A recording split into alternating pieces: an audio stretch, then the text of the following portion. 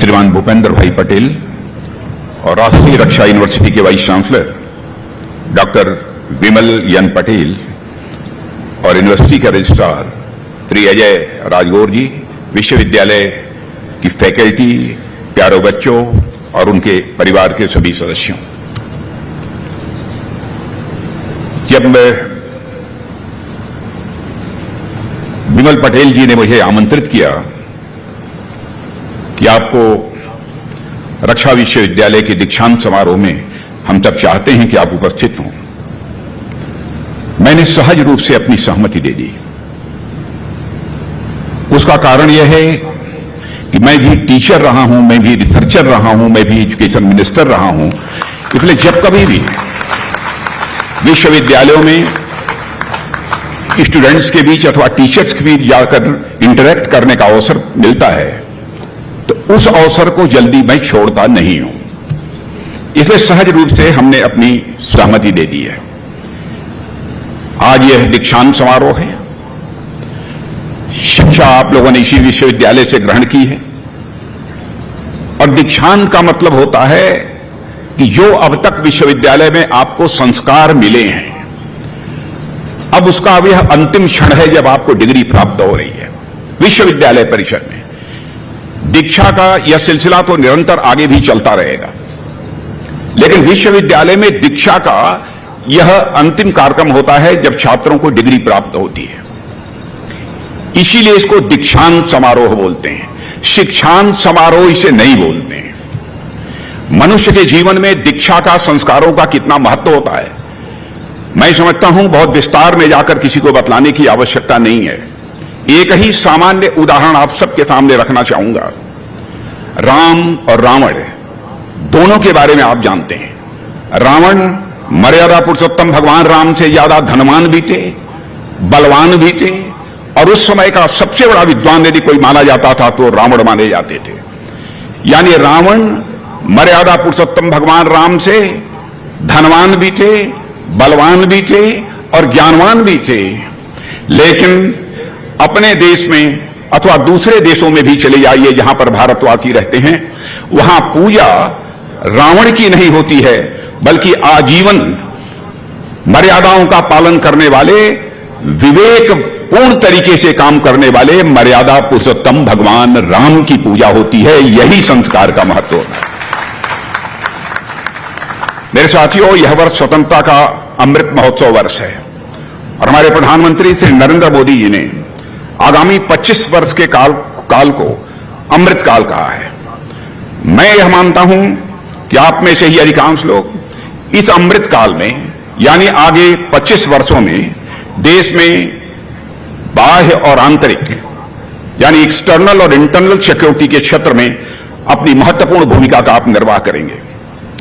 इस अमृत काल के लिए ये आपने देखा होगा, इसी स्वतंत्रता दिवस पर प्रधानमंत्री जी ने 5 प्रण रखे हैं, यदि आपने उनके भाषण को सुना होगा। मैं सारे प्रणों की यहां पर चर्चा नहीं करना चाहता। 2 प्रण उन्होंने कहा 2047 तक भारत को हमको एक विकसित राष्ट्र बनाना है, यानी डेवलप्ड नेशन के रूप में हमको भारत को खड़ा करना है। और दूसरा प्रण उनका यह था कि गुलामी की मानसिकता के हर प्रभाव से अब हम समस्त भारतवासियों को मुक्त हो जाना चाहिए। मेरे साथियों, आंतरिक हो अथवा बाह्य सुरक्षा, इसके सुदृढ़ किए बगैर एक डेवलप्ड नेशन की कल्पना कदापि की ही नहीं जा सकती है। और जब तक राष्ट्र की मानसिकता में, अस्मिता में और स्वाभिमान यह न हो, तब तक विकास की सार्थकता नहीं होती है। और ऐसे में कोई समाज, राष्ट्र और विश्व को कोई दिशा नहीं दे सकता है। मैं आपको एक यहां पर उदाहरण देना चाहता हूं कि मनुष्य के जीवन में मान, सम्मान और स्वाभिमान का क्या महत्व होता है। आजादी की लड़ाई जिस समय हम लड़ रहे थे, इस देश के 16 साल, 18 साल, 21 साल के नौजवानों ने हफ्ते हफ्ते फांसी के फंदे को चूम लिया। मैं याद दिलाना चाहता हूं चंद्रशेखर आजाद, सरदार भगत सिंह, खुदीराम बोस, अशफाक उल्लाह खां। चंद्रशेखर आजाद की 26 साल की जवानी थी। मां कहती थी, बेटा आजाद तू शादी कर ले, बहुला, मैं बूढ़ी हो गई। लेकिन चंद्रशेखर आजाद के दिल में तो आजादी हासिल करने की दीवानगी थी। उत्तर प्रदेश के इलाहाबाद के कंपनी गार्डन में अपने रिवाल्वर की गोलियों से अपने अंग्रेज दुश्मनों को भूनते भूनते जब रिवाल्वर में अंतिम गोली शेष बची तो चंद्रशेखर आजाद को यह चिंता सताने लगी कि कहीं विदेशियों के रिवाल्वर की विदेशी गोली हमारे जिस्म में प्रवेश कर हमारे जिस्म को नापाक न कर दे। इसलिए राष्ट्रीय स्वाभिमान के धनी चंद्रशेखर आजाद ने अपने ही रिवाल्वर की अंतिम गोली अपने सीने में दाग लेने का काम किया था, तब जाकर यह भारत आजाद हुआ है। भले ही हमारा भारत यह विकसित राष्ट्र बन जाए, भले ही बहुत ही धनवान बहुत ज्ञानवान बन जाए, लेकिन जब तक गुलामी की मानसिकता से हम ग्रस्त रहेंगे तब तक इसे सुरक्षित भी नहीं किया जा सकता। भारत की सुरक्षा के संबंध में यदि गुलामी की मानसिकता की हम बात करें तो हमें यह निरंतर बताया जाता कि हम तो कभी एक ऑर्गेनाइज्ड एंटिटी यानी हम संगठित इकाई संगठित राष्ट्र तो हम कभी थे ही नहीं। इतिहास में हमको यह पढ़ाया जाता है। जबकि आज जिस गुजरात की धरती पर मैं यहां खड़ा हूं, यथार्थ है किसी गुजरात की धरती पर विश्व की प्राचीनतम सभ्यता सिंधु घाटी की सभ्यता, जिसे अब सिंधु सारस्वत सभ्यता कहना अधिक उपयुक्त होगा, उसमें विश्व के ज्ञात इतिहास का सबसे प्राचीन व्यावसायिक बंदरगाह लोथल यदि कहीं पर है तो इसी गुजरात में है। जो उस समय व्यापार का विश्व का सबसे बड़ा केंद्र हुआ करता था, यह लोथल बंदरगाह। और इससे पता चलता है कि हम कितने प्राचीन हैं, कितने समृद्ध हैं और हम कितने व्यवस्थित थे। हमें कहा जाता है कि यदि आप इतने प्राचीन हैं, इतने प्रॉस्परस थे, समृद्ध हैं, इतने सुरक्षित राष्ट्र थे, तो इतने लंबे समय तक आप गुलाम कैसे हो गए? वास्तविकता यह है कि हम विश्व की सभी प्राचीन सभ्यताओं में से इतने सारे झंझावातों को झेलकर एकमेव जीवित सभ्यता हैं। यह मैं दावे के साथ कह सकता हूं। सारे झंझावातों को झेलने के बाद भी यदि एकमेव जीवित सभ्यता यदि कोई है तो हमारी सभ्यता है। अतः सत्य यह है कि विश्व के इतिहास के तमाम ध्वंस विध्वंस में हम ही एकमात्र ऐसे बचे रहे। यह तभी संभव हो सकता है जब हमारा रक्षा कवच यह बहुत ही मजबूत हो। और मैं इकबाल की भी वह कविता की याद दिलाना चाहता हूं जिसमें कहा था, यूनान मिस्र रोमा सब मिट गए जहां से, बाकी अभी तलक है नामो निशान हमारा। कुछ बात है कि हस्ती मिटती नहीं हमारी, सदियों रहा है दुश्मन दौरे जहां हमारा। यह इकबाल ने कहा है। यदि यह सब कुछ न रहा होता तो इकबाल को यह कहने की जरूरत क्या थी? शायद यह कल्पना, यह कंसेप्ट इकबाल के दिमाग में भी न आया होता। मेरे साथियों, गुलामी की जिस मानसिकता से हमें अपने को मुक्त करने की जरूरत है, उसके लिए हमें अपने रक्षा के इतिहास का वास्तविक तथ्य पता होना चाहिए। ग्रीक हमलावर सबसे पहले आए, अलेक्जेंडर यहां से वापस चला गया। यद्यपि भारत के इतिहास के जो स्रोतों में अलेक्जेंडर का कोई उल्लेख नहीं है, सारा उल्लेख ग्रीक रिसोर्सेज में मिलेगा। अतः उनके तथ्यों का एक पक्षीय माना जा सकता है, परंतु इसमें कोई विवाद की गुंजाइश नहीं है कि उसे हताश होकर यहां से लौटना पड़ा था। फिर सेल्यूकस, मिनांडर और डिमिट्रियस जैसे ग्रीक आक्रमणकारियों की निर्णायक पराजय भी यदि कहीं पर हुई थी तो इसी धरती पर हुई थी, और शक आकर इसी धरती पर परास्त हुए थे। यह है भारत का इतिहास। मेरे साथियों, सम्राट विक्रमादित्य की याद दिलाना चाहता हूं। सम्राट विक्रमादित्य ने किस प्रकार शकों को परास्त किया, इसका स्पष्ट उल्लेख हमारे यहां मिलता है। हूण, जिन्होंने यूरोप तबाह कर दिया, वो इस धरती पर किस तरह स्कंदगुप्त से वह पराजित हुए, इस इतिहास को भी हम अच्छी तरह जानते हैं। मेरे साथियों, इतिहास साक्षी है। अरब आक्रमणकारियों को बप्पा रावल ने किस प्रकार से हराया। एक छोटा सा उदाहरण समझिए कि 712 में मोहम्मद बिन कासिम सिंध जाता है और सोमनाथ तक आने में महमूद गजनवी को 1025 हो जाता है, यानी लगभग 300 वर्षों का समय लग जाता है केवल 300 किलोमीटर आगे बढ़ने में। महमूद गजनी पंजाब, हरियाणा और राजस्थान के मार्ग से आता है परंतु वहां का संघर्ष देखकर वह इतना घबरा गया, उस रास्ते वापस जाने की वह हिम्मत नहीं कर पाया और फिर सिंध के रास्ते से वापस गया और वहां भी भारी नुकसान उठाता हुआ केवल मुट्ठी भर सैनिकों के साथ वह वापस पहुंच पाया था। यदि वह जीतता हुआ आया होता तो बहुत आसानी से जिस रास्ते से आया था उसी रास्ते से वह वापस चला जाता, लेकिन यह करने की वह हिम्मत नहीं जुटा पाया। वास्तविकता यह है कि हमारे शौर्य और संघर्ष को पराजय का आवरण बराबर हमारे गुलामी के काल में यह देने की कोशिश की गई है। अब उस आवरण को, गुलामी की मानसिकता को मेरे नौजवान साथियों अब अपने जेहन से हमको निकालना है। यही आज संकल्प लेने की हम सबको आवश्यकता है। हमें संपूर्ण भारत पर नजर डालें तो असम में अहोम राजा लचित बरफुकन ने किस प्रकार मुगलों को लगातार पराजित किया। सरायघाट की लड़ाई उसका प्रमाण है। तमिलनाडु के चोल राजाओं ने किस प्रकार मलेशिया और इंडोनेशिया तक अपना साम्राज्य स्थापित किया, इससे भी मैं समझता हूं कि जिन्होंने इतिहास का अध्ययन किया होगा उनको जानकारी होगी। महाराष्ट्र में छत्रपति शिवाजी का शौर्य कौन नहीं जानता, और पेशवा बाजीराव ने 40 की 40 लड़ाइयां जीती। राजस्थान में बप्पा रावल ने अरब आक्रमणकारियों को अफगानिस्तान से भी आगे तक खदेड़ने का काम किया। यह है हमारे भारत का इतिहास मेरे नौजवान साथियों।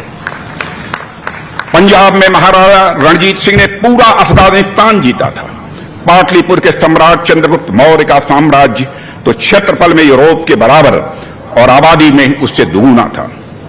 मेरे साथियों, यह उदाहरण मैंने सिर्फ इसलिए बताए कि गुलामी की इस मानसिकता से कि हम केवल पराजित ही हुए हैं, हमें मुक्त होने की जरूरत है। आत्मरक्षा का इतना गौरवशाली इतिहास किसी राष्ट्र के पास नहीं होगा जितना गौरवशाली इतिहास हमारे भारत के पास है।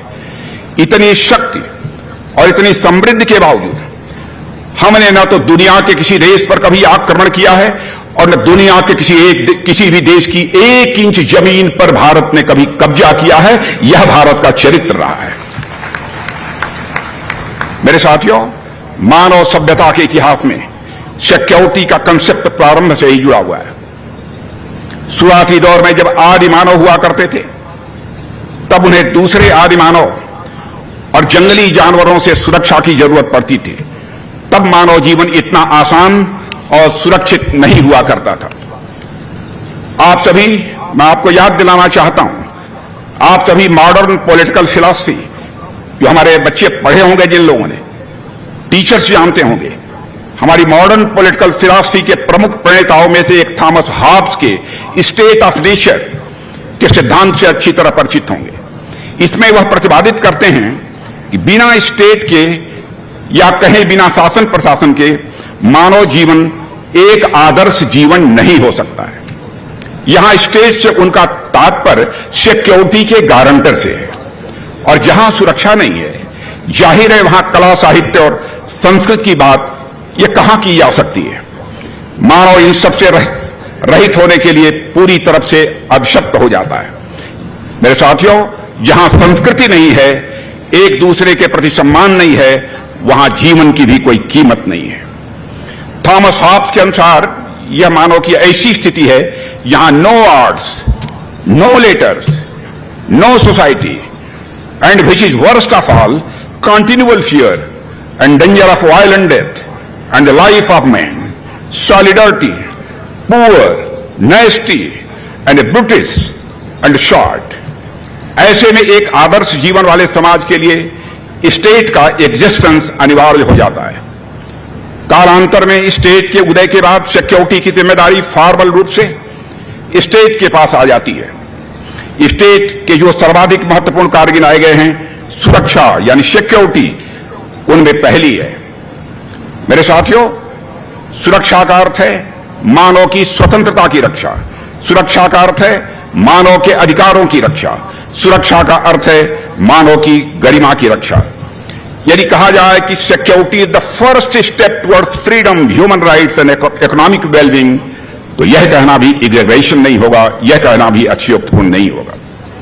इसलिए वेद आदि प्राचीन ग्रंथों में भी इंद्र आदि देवताओं से सुरक्षा और अभय की भी हम लोग कामना करते हैं। और उन ग्रंथों में भी यही कामना की गई है। साथियों, बदलते वक्त और समाज के साथ, जैसा मैंने अभी कहा, सिक्योरिटी के डायमेंशंस, और मैं बच्चों से कहूंगा, सिक्योरिटी के डायमेंशंस में बहुत बदलाव आ गया है, क्योंकि इस देश का गृह मंत्री रहते हुए मैंने बहुत नजदीक से देखा है। अब तक सिक्योरिटी आमतौर पर दो पहलू, सिक्योरिटी को आमतौर पर दो पहलू से हम देखते थे। पहली इंटरनल सिक्योरिटी और दूसरी एक्सटर्नल सिक्योरिटी यानी डिफेंस। पर पिछले 2 डिकेड से देखा जा रहा है साथियों कि इंटरनल और एक्सटर्नल सिक्योरिटी के बीच जो एक फासला था वह बड़ा कम होता जा रहा है। जो एक स्पष्ट रेखा, क्लियर लाइन पहले थी, वो अब धुंधली पड़ती जा रही है। सिक्योरिटी थ्रेट के ऐसे नए नए डायमेंशन सामने आ रहे हैं कि उन्हें कैटेगराइज करना अब दिनों दिन बहुत ही कठिन होता जा रहा है, बहुत ही मुश्किल होता जा रहा है। उदाहरण के लिए टेररिज्म को ही लें। किसी खास उद्देश्य और मानसिकता के तहत समाज में भय उत्पन्न करने के लिए जब हिंसा फैलाई जाती है तो उसे टेररिज्म कहा जाता है। सामान्य तौर पर यह इंटरनल सिक्योरिटी के अंतर्गत आता है, पर कई बार मालूम होता है कि ऐसे संगठनों की ट्रेनिंग, फंडिंग और आर्म्स का सपोर्ट यह बाहर देशों से हो रहा है। Cross border infiltration, cross border terrorism की घटनाएं आए दिन देखने को मिलती हैं, जिन्हें एक्सटर्नल सिक्योरिटी की श्रेणी में रखा जाता है। इसी तरह इंसर्जेंसी अथवा एक्सट्रीमिज्म, उग्रवाद या चरमपंथ भी हमारे सामने प्रकट होते रहते हैं। मेरे साथियों, टेक्निकली इनकी डिफिनेशन में यदि आप जाएंगे तो इनके बीच आपको अंतर मिलेगा, पर कब और कहां यह आपस में ओवरलैप कर जाएं और कहां इनके उद्देश्य एक हो जाते हैं, इसका पता लगाना भी यह बहुत कठिन काम हो जाता है। आप उलझन में आ जाते हैं कि यह इंटरनल सिक्योरिटी के अंतर्गत आएगा या यह एक्सटर्नल सिक्योरिटी के अंतर्गत आएगा। और अब तो ऐसे ऐसे सिक्योरिटी थ्रेट्स हमारे सामने आ रहे हैं जहां सेनाएं खड़ी की खड़ी रह जाती हैं, पुलिस देखती की देखती रह जाती है, पर बड़ी बड़ी वारदातें हो जाती हैं। मैं यहां चर्चा करना चाहूंगा साइबर वार और इंफॉर्मेशन वार। साइबर वार और इंफॉर्मेशन वार इसी तरह के सिक्योरिटी थ्रेट्स हैं। यूएस की नासा जैसी इतनी बड़ी स्पेस एजेंसी की सुरक्षा में भी सेंध लग जाती है, उससे भी आप परिचित होंगे। हमारे देश में भी हम देखेंगे तो इस संदर्भ में हम कई चौंकाने वाले आंकड़े हमको प्राप्त होंगे। इसी तरह इंफॉर्मेशन वारफेयर है। व्हाट्सएप और फेसबुक के माध्यम से कितनी फेक न्यूज और हेट कंटेंट समाज में लाए जाने की संभावना होती है, जिनका कोई हद हिसाब नहीं है। बाहर से देखने पर दिखाई देता है कि कहीं कोई सेमिनार हो रहा है, कहीं कोई कॉन्फ्रेंस हो रही है, कहीं कोई सभा आयोजित की गई है जिसमें महत्वपूर्ण विषयों पर बहुत ही गंभीरतापूर्वक विचार हो रहा है, जबकि सच्चाई बिल्कुल यह नहीं होती है। पर अंदर अंदर भ्रामक और रॉन्ग फैक्ट्स के माध्यम से ऐसी ऐसी बातें फैलाई जाने की संभावना होती है जो किसी भी समाज को विद्वेष, घृणा और हिंसा से भर दें। मेरे साथियों, असामाजिक तत्व इतने तेज और एडवांस हो गए हैं कि कई बार पुलिस एजेंसीज भी उनसे गच्चा खा जाती हैं, उनसे धोखा खा जाती हैं, और कई बार उन्हें जो सामने दिखाई देता है वो होता नहीं है, और जो होता है वो उन्हें दिखाई नहीं देता। पर नए नए सिक्योरिटी चैलेंजेस आज हमारे सामने इसी तरह से आ रहे हैं, जिनसे हमें आज सतर्क रहने की आवश्यकता है। जैसे जैसे नई नई टेक्नोलॉजी का विकास होता जा रहा है, वैसे वैसे उनके खतरे भी बढ़ते जा रहे हैं। इस सच्चाई को भी हमको समझना चाहिए। Terrorism, cyber warfare, information warfare की तरह ही human trafficking, money laundering, drug abuse आदि जैसी भी समस्याएं हैं जो देखने में तो अलग अलग हैं, पर अंदर से वह सभी एक दूसरे से किसी न किसी हद तक वह जुड़ी हुई हैं। इसलिए मेरे साथियों, इनसे निपटने के लिए स्टेट की सभी एजेंसीज को इंटीग्रेटेड होकर काम करने की जरूरत है। राष्ट्रीय सुरक्षा, हमारी जमीनी सीमाओं, तटीय सीमाओं और हवाई क्षेत्रों की सुरक्षा के साथ साथ space, data, cyber, information, energy, खाद्य, अर्थव्यवस्था, शिक्षा और पर्यावरण आज की सुरक्षा का सम्मिलित रूप है। इस हकीकत को हमको समझना चाहिए और किसी भी सॉवरेन नेशन का इनकी मजबूती सुनिश्चित करना मैं समझता हूं कि यह बेहद आवश्यक है। और मेरे साथियों, इससे भी महत्वपूर्ण बात यह है कि एक कंपोनेंट देखने में भले ही अलग अलग दिखाई देते हों, पर सभी आपस में गहराई से जुड़े हुए हैं। इसलिए कंप्रिहेंसिव वे में इन सब की मजबूती पर काम करना यह हम सब के लिए यह बहुत ही आवश्यक है।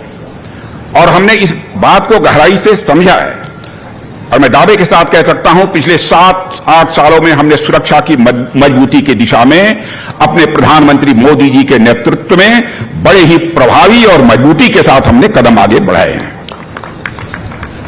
साथियों, सुरक्षा व्यवस्था को लेकर ये कुछ प्रिवेंटिव और प्यूनिटिव डायमेंशंस थे जिसका मैंने आपके सामने अभी उल्लेख किया है। ये सभी कुछ बाहरी उपाय हैं जिनसे हम समाज में अपराधों की रोकथाम करने का प्रयास करते हैं, पर इन सबसे महत्वपूर्ण है, मैं समझता हूं, हमें इनके रूट काज पर विचार करना चाहिए और वहां से समस्याओं के खात्मे का भी हमको प्रयास करना चाहिए। यहां रूट से मेरा मतलब है हमारी अंतरात्मा। मैं नौजवान बच्चों से कहना चाहूंगा, हमारे रूट से यहां मेरा मतलब है कि हमारी अंतरात्मा, हमारे विचार और हमारा परिवेश। हमें इन पर गहराई से विचार करने की जरूरत है। दूसरे शब्दों में यदि मैं कहूं तो हमें हमारे समाज को नैतिकता और आध्यात्मिकता की ओर ले जाने की जरूरत है। और मैं कह सकता हूं, इस देश का विकास करने के साथ साथ भारत के समाज को नैतिकता और आध्यात्मिकता की तरफ ले जाने के लिए भी हमारी सरकार ने कई प्रभावी कदम उठाए हैं और हमारी प्रधानमंत्री जी का विशेष इस पर आग्रह रहता है। अब आप यह प्रश्न कर सकते हैं कि जब हम बड़ी बड़ी यूनिवर्सिटी से ज्ञान ले रहे हैं तो हमें नैतिक और आध्यात्मिक ज्ञान की आवश्यकता क्या है? मैं आध्यात्मिक ज्ञान के बारे में अपने बच्चों को स्पष्ट कर देना चाहता हूं। मंदिर में जाकर पूजा करना, मस्जिद में जाकर इबादत करना, गिरजाघर में जाकर सजदा करना, यही अध्यात्म नहीं है। अध्यात्म, this is the elevation of मन। मन का बड़ा होना, मन का उन्मन होना, मन का एलिवेटेड होना, यही अध्यात्म है। यदि आप लोगों ने हाई स्कूल में मैथमेटिक्स पढ़ी होगी तो एक फार्मूले के माध्यम से इसे मैं आपके सामने क्लैरिफाई करना चाहता हूं कि मनुष्य का मन जैसे जैसे बड़ा होता जाता है उसे सुख की अनुभूति, आनंद की अनुभूति, परमानंद की अनुभूति वैसे वैसे होती चली जाती है। मान लीजिए थोड़ी देर के लिए आपका मन एक सर्किल है, तो मेरा यह कहना है कि इस मन यदि सर्किल है तो इस सर्किल का सर्कमफरेंस जैसे जैसे बढ़ाते जाओगे उसी रेशियो में मैग्नीट्यूड ऑफ सुख, मैग्नीट्यूड ऑफ आनंद और मैग्नीट्यूड ऑफ परमानंद अपने आप बढ़ता चला जाएगा और आप एक नई ऊंचाइयों को हासिल कर पाओगे। इसको मैथमेटिकल इक्वेशन में कहना हो तो इस प्रकार से कह सकते हैं, circumference of man is directly proportional to the magnitude of sukh, circumference of man is directly proportional to the magnitude of anand, circumference of man is directly proportional to magnitude of paramanand. आत्मा का परमात्मा से। और मैं कहना चाहूंगा बच्चों कि यहां से उच्च शिक्षा पाकर, यहां से पास आउट होकर जीवन के भिन्न भिन्न क्षेत्रों में आप आगे बढ़ना चाहते हैं, देश और विदेश में भी अच्छे अच्छे पदों पर आपको काम करने का मौका मिले, परंतु यह मौका यदि अच्छे अच्छे पदों पर काम करने का मिलता है तो आप क्या करेंगे, यह आपकी बुद्धि पर निर्भर नहीं करता है। ध्यान से सुनिएगा, आपको बड़े बड़े पदों पर काम करने का मौका मिल जाए तो यह आपकी बुद्धि पर नहीं, आपके मन पर निर्भर करता है कि आप क्या काम करेंगे। बुद्धि तो सिर्फ यह बताएगी कि आप काम कैसे करेंगे, कितना अच्छा और कितनी सफाई से करेंगे और कौन सा काम करेंगे, यह तो आपके मन की प्रवृत्ति ही आपको बताएगी। और आपने दुनिया में यह भी उदाहरण देखा है कि विश्व के सबसे विकसित देश अमेरिका में सबसे जटिल कही जाने वाली पायलट की जो ट्रेनिंग है, प्राप्त करके भी कई ऐसे युवक रहे हैं जिन्होंने हवाई जहाज ले जाकर वर्ल्ड ट्रेड सेंटर से टकरा दिया है और 9/11 की दुखद घटना को अंजाम वह दे देते हैं। भारत में भी एक नहीं अनेक ऐसे आतंकवादी घटनाओं में लिप्त युवक रहे हैं जो कि अशिक्षित नहीं रहे हैं, ग्रेजुएशन की डिग्री है, डॉक्टरेट की डिग्री है, ऐसे लोग भी उसमें इन्वॉल्व रहे हैं। मैं बहुत डिटेल में जाऊंगा तो लंबा समय लगेगा। आप लोगों ने थॉमस फ्रीडमैन की एक बुक पढ़ी होगी, द वर्ल्ड इज फ्लैट। उनमें इन्फोसिस वर्सेस अलकायदा यह करके कुछ उन्होंने लिखा है। अब उस डिटेल में जाऊंगा तो लंबा समय लगेगा, इसलिए मैं कहूंगा कि आप लोग अपने इंटरनेट पर जाइएगा और देख लीजिएगा क्या लिखा है। मेरे साथी, आपको यह ध्यान रखना है कि खूब पढ़ लिख लेने के बाद भी, फिर से मैं बात दोहराना चाहता हूं, आपको यह ध्यान रखना है कि खूब पढ़ लिख लेने के बावजूद अमेरिका में ट्रेंड पायलट होकर भी कोई 9/11 करने वाला खालिद शेख या मोहम्मद अट्टा बन सकता है।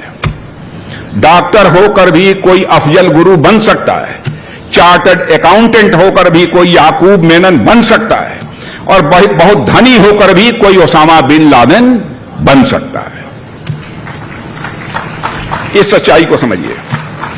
इसे महत्व यह नहीं है कि आप कितने बुद्धिमान हैं, महत्व इस बात का नहीं है कि आप कितने बुद्धिमान हैं, कितने प्रतिभावान हैं, कितने धनवान हैं।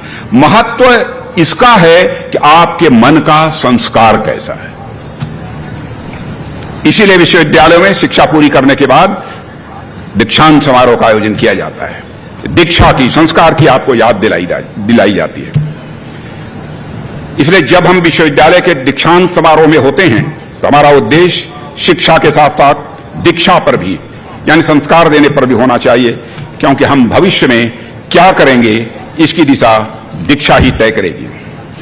साथियों, जीवन में ज्ञान का जितना महत्व है उतना ही हमारे संस्कारों का भी महत्व है। आपको कुछ जीवन मूल्यों के प्रति हमेशा प्रतिबद्ध होना चाहिए और आपके जीवन मूल्य ही आपके कैरेक्टर को बनाते हैं। फिर से दोहराना चाहता हूं, आपके जीवन मूल्य, आपकी लाइफ वैल्यूज ही आपके कैरेक्टर को बनाते हैं। और यह मैं इस बात की मैं चर्चा कर रहा हूं तो मुझे एक घटना याद आती है। स्वामी विवेकानंद जो हमारे ग्लोबल यूथ आइकन है, ग्लोबल यूथ, हम किसी को मानते हैं तो स्वामी विवेकानंद को मानते हैं। एक बार विदेशों में धर्म पर प्रवचन करने के लिए प्रायः वह जाया करते थे। एक बार उनका जो ढीला ढाला वस्त्र व गेरुआ, जो सामान्यतः हमारे यहां संत सन्यासी सब पहनते हैं, वह वस्त्र उन्होंने धारण कर रखा था, सिर पर साफा था। उसको देखकर एक व्यक्ति ने पूछा, क्या आप यहां इतने बड़े बड़े इंटेलेक्चुअल्स के बीच लेक्चर देने के लिए आए हैं? लेकिन थोड़ा सा अपना ड्रेस आपने ठीक ठाक कर लिया होता, ठीक ठाक ड्रेस पहन लिया होता तो आप जेंटलमैन की तरह आप दिखाई देते। मुस्कुराकर उसकी बात को स्वामी विवेकानंद ने सुन लिया। लेकिन जब भाषण देने का अवसर प्राप्त हुआ तो स्वामी विवेकानंद ने कहा, mister, in your country tailor makes the man, but in our country character makes the man. यह स्वामी विवेकानंद। मेरे नौजवान साथियों, स्वामी विवेकानंद जी की यही बात आपको अपने जीवन में उतारनी है।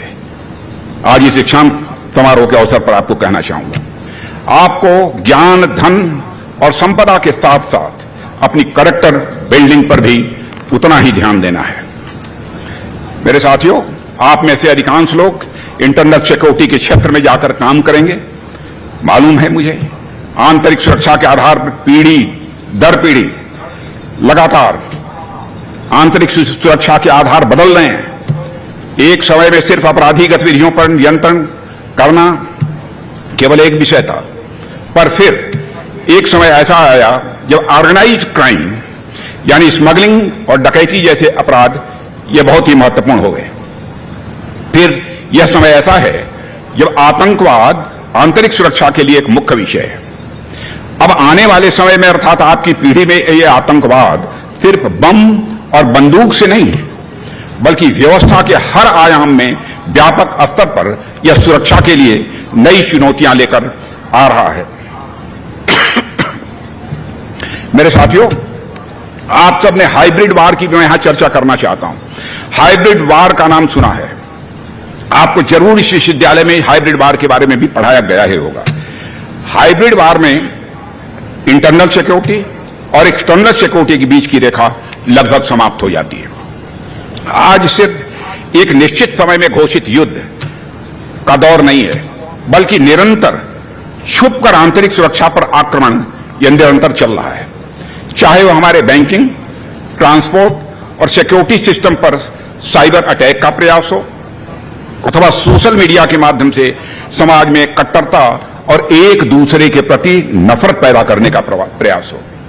उदाहरण के लिए मैं याद दिलाना चाहता हूं महाराष्ट्र की घटना का। भीमापुर कोरेगांव का उग्र आंदोलन पूरे देश में फैल गया। बाद में यह पता चला, ऐसी मीडिया रिपोर्ट्स आई कि 50% ट्वीट यदि कहीं से हुए थे, कहीं से ओरिजिनेट हुए थे, तो पाकिस्तान से ओरिजिनेट हुए थे 50% ट्वीट। और मित्रों, सुरक्षा एजेंसियों के संज्ञान में अब यह तथ्य भी आते जा रहे हैं कि कैसे विदेशों से नकली नामों के द्वारा जातिगत और सांप्रदायिक वैमनस्य और संघर्ष पैदा करने के लिए प्रयास किए जा रहे हैं। और अतः आप आंतरिक सुरक्षा की चुनौती का नया क्या आयाम है, नया क्या स्वरूप है, इसे समझ सकते हैं। चुनौती सिर्फ इतनी ही नहीं है। किसी देश की सुरक्षा को नष्ट करने के लिए उस देश की अच्छी व्यवस्थाओं का कैसे दुरुपयोग किया जा सकता है, मैं कुछ चीजों की चर्चा यहां पर करूंगा। देश की अच्छी व्यवस्थाओं को नष्ट करने के लिए क्या क्या किए जा सकते हैं। कहीं सोशल मीडिया स्वतंत्र है तो उस पर व्यवस्थित दुष्प्रचार कैसे किया जाए। सोशल मीडिया का स्वतंत्र होना यह कोई बुरी बात नहीं है, होनी चाहिए। मीडिया भी स्वतंत्र होनी चाहिए, लेकिन यदि मीडिया स्वतंत्र है तो इसका दुरुपयोग कैसे होता है। कैसे मीडिया के अंदर अभिव्यक्ति की स्वतंत्रता के नाम पर खतरनाक और विभाजनकारी बातों को स्थापित करने और उसे प्रचारित करने की कोशिश की जाती है।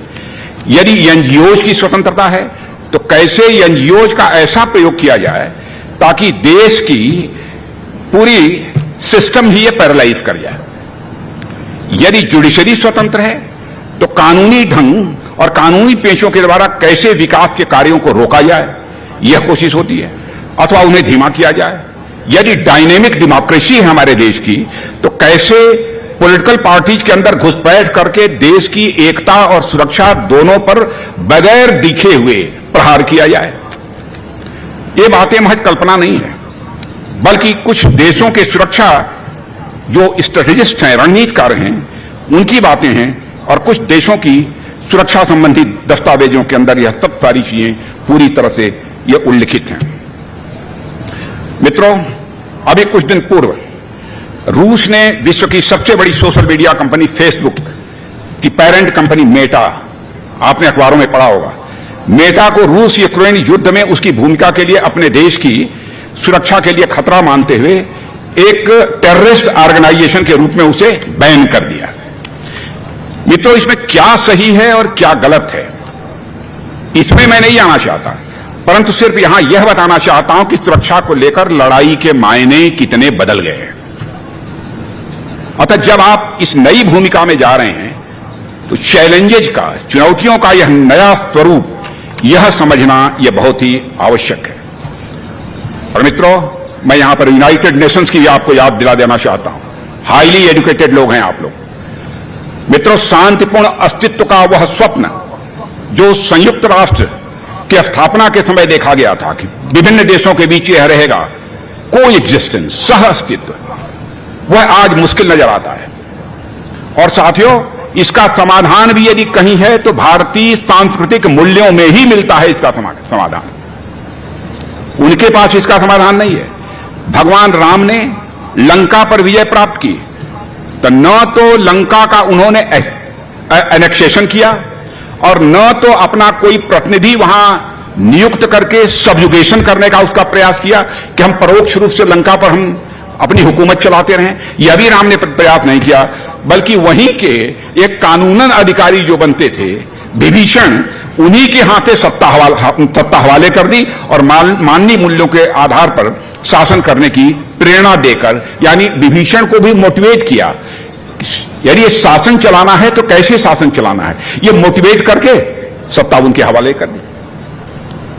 राम ने वहां अपना प्रतिनिधि रहकर सत्ता नहीं चलाई। यह है भारत का चरित्र, यह है भारत के सांस्कृतिक मूल्य। और यह उदाहरण सिर्फ रामायण में नहीं, बल्कि आज तक भारत ने न तो किसी विदेश के ऊपर एनेक्सेशन किया है, यानी कब्जा किया है, और न तो किसी देश का सब्जुगेशन किया है। भारत ने यदि विश्व में कुछ किया है तो केवल दुनिया के दूसरे देशों का मोटिवेशन किया है। न तो एनेक्सेशन किया है, न सब्जुगेशन किया है हमने तो दुनिया के देशों का केवल मोटिवेशन किया है। यह है भारत का चरित्र, इसे हमें समझना चाहिए। मित्रों, देखिए हमारा मोटिवेशन कैसा है, और उस मोटिवेशन का ही अंतर है कि हम और हमारा एक पड़ोसी है पाकिस्तान,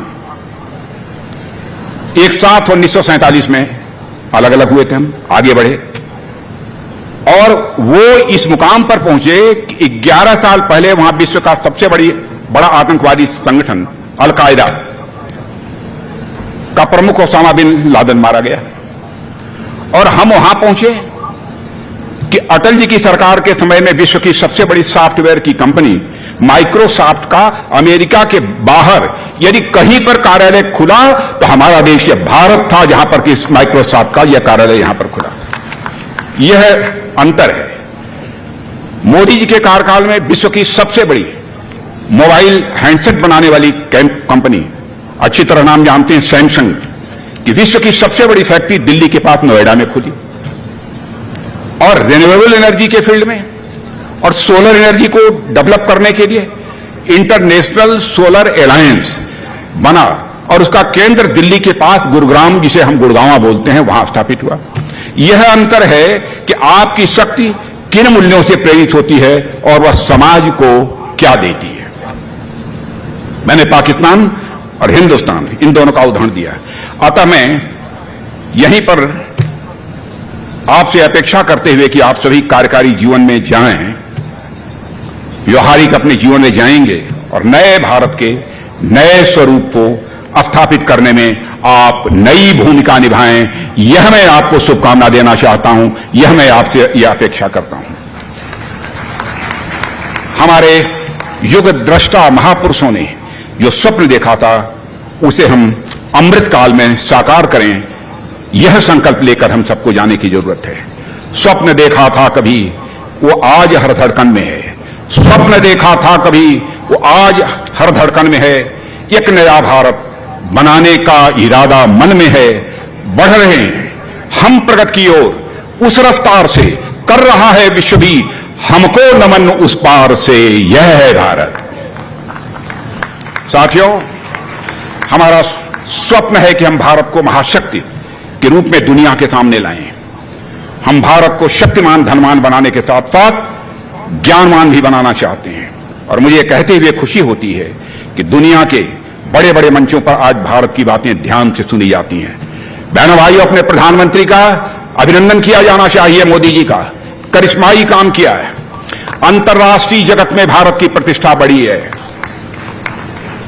आप लोगों में से भी कुछ लोग या तो विदेश गए होंगे अथवा आपके परिवार के सदस्य वहां पर होंगे विदेशों में। पहले अंतर्राष्ट्रीय मंचों पर भारत कुछ बोलता था तो भारत की बातों को लोग गंभीरतापूर्वक नहीं सुनते थे, लेकिन आज यदि भारत अंतर्राष्ट्रीय मंचों पर कुछ बोलता है तो लोग कान खोलकर सुनते हैं कि भारत बोल क्या रहा है। यह भारत की हैसियत है, यह भारत की प्रतिष्ठा अंतर्राष्ट्रीय जगत में बढ़ी है। आतंकवाद जैसे मुद्दे पर भारत ने दुनिया को लीड किया है, और इसका श्रेय भी मैं देना चाहता हूं अपने प्रधानमंत्री मोदी जी को। उन्हीं की पहल है, और अपने पक्ष में समर्थन जुटाने में भी कामयाबी हासिल की है। मेरे साथियों, आतंकवाद को अपना टूल मानने वाले देशों को आज इस बात की अच्छी तरह जानकारी है कि भारत किसी देश के, भारत मैं फिर से दोहराना चाहता हूं, दुनिया के उन देशों को जो आतंकवाद को अपना टूल मानते हैं, उनको इस बात की जानकारी है कि भारत एक ऐसा देश है जो बेवजह किसी को छेड़ता नहीं, लेकिन जो भारत को कोई छेड़ता है तो उसे भारत छोड़ता नहीं। यह है भारत का चरित्र। भारत के बारे में यह धारणा सारी दुनिया में मेरे बच्चों बनी है। और पिछले कुछ समय में हमने राष्ट्र को सर्वोपरि रखते हुए अनेक क्षेत्रों में भी जो ऊंचाइयां हासिल की हैं। अब देश की अर्थव्यवस्था के बारे में नहीं बतलाना चाहता हूं, लेकिन एक सेंटेंस से कहकर यहां जाना चाहता हूं।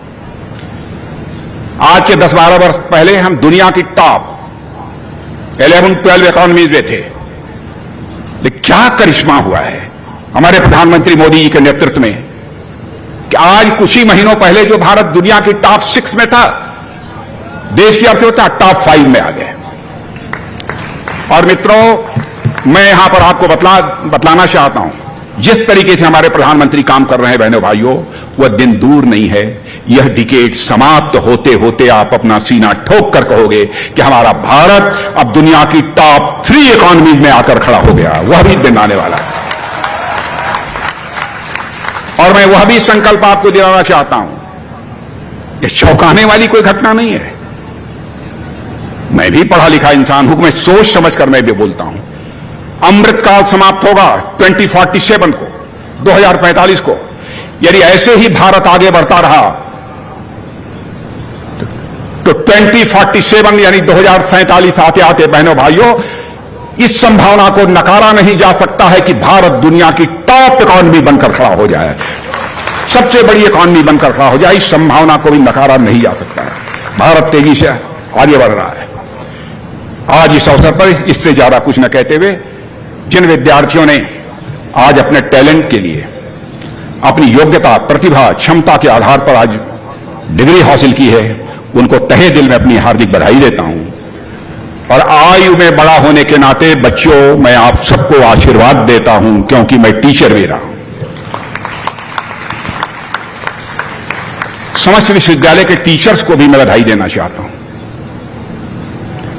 यदि आज हमारा राष्ट्रीय रक्षा विश्वविद्यालय देश के विश्वविद्यालयों में एक अपनी साख, एक अपनी विश्वसनीयता बनाता जा रहा है, तो उसमें किसी का यदि मेजर कंट्रीब्यूशन है तो वाइस चांसलर का तो होता ही है, लेकिन मेजर कंट्रीब्यूशन हमारे टीचर्स का है। मैं लेना चाहता हूं पूरे फैकल्टी का, स्टाफ का। जहां मैं बच्चों को अपनी शुभकामनाएं देता हूं, वहीं पर इस विश्वविद्यालय के जितने भी सहकर्मी हैं, सभी को अपनी तरफ से हार्दिक शुभकामनाएं देते हुए अपना निवेदन समाप्त कर रहा हूं। I request everyone to give a standing round of applause to the Honorable Defence Minister of India.